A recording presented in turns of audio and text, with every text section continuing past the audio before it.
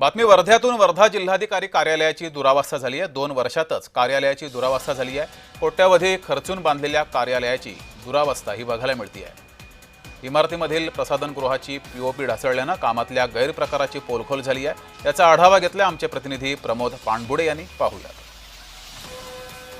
2 वर्षापूर्वी वर्ध्याच्या जिल्हाधिकारी कार्यालयाचं उद्घाटन मोठ्या थाटामाटात मुख्यमंत्री देवेंद्र फडणवीस यांच्या हस्ते करण्यात आले।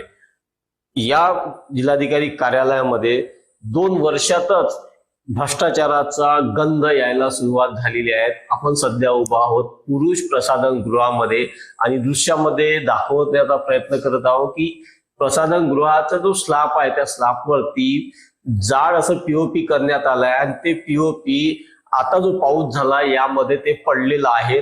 या पीओपी पडल्यामुळे स्लॅब सुद्धा गळती लागली आहे स्लॅबला। यामुळे ही पोल उघड झाली आहे की स्लॅब सुद्धा लिकेज आहे आणि या ठिकाणून पाऊस गळत आहे। एकंदरीत या करोडो रुपयाची ही जिल्हाधिकारी कार्यालयाची इमारत बांधण्यात आली, परंतु करोडो रुपयाचा कुठेतरी भ्रष्टाचार झाल्याचा गंध आता उघड होत आहेत। कारण की आता सध्या पीओपी ढासळली आणि स्लॅब लिकेज आहे। कालांतराने याच्या इमारतीची भिंती सुद्धा कुठेतरी कमजोर असल्याचे चित्र समोर येणार आहेत।